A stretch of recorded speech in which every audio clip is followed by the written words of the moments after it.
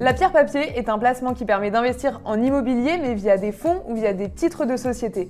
En fait, l'acquéreur investit en pierre papier en achetant des actions ou des parts de sociétés qui, elles, investissent en immobilier au lieu d'acheter et de gérer directement le bien. Elle permet de diversifier son patrimoine et le ticket d'entrée est assez faible, il commence aux alentours de 500 €.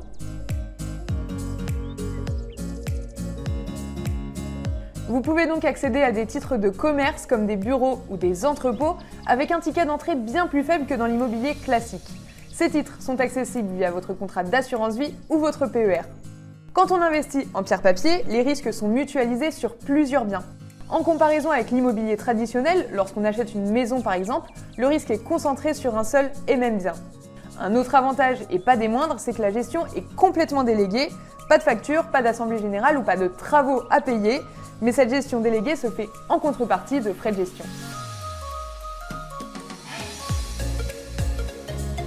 Comme pour tout investissement, et même si le risque est mutualisé, il y a un risque et là, le principal c'est que votre capital n'est pas garanti.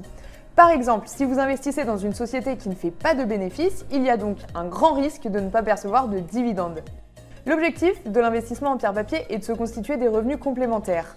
Si on prend un horizon d'investissement moyen-long terme, il est possible de réussir à s'en constituer.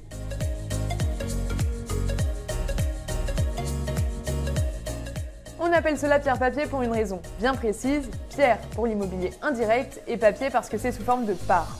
Ce terme désigne l'ensemble des investissements financiers ayant l'immobilier pour support comme les SCI, les SCPI ou encore les OPCI. Au début, dans les années 80, c'est Guy Marty, le fondateur de pierrepapier.fr, qui a cru en l'avenir de ce placement qui était à l'époque très peu connu. Il a même démocratisé le nom pierre-papier qui est aujourd'hui passé dans le langage courant.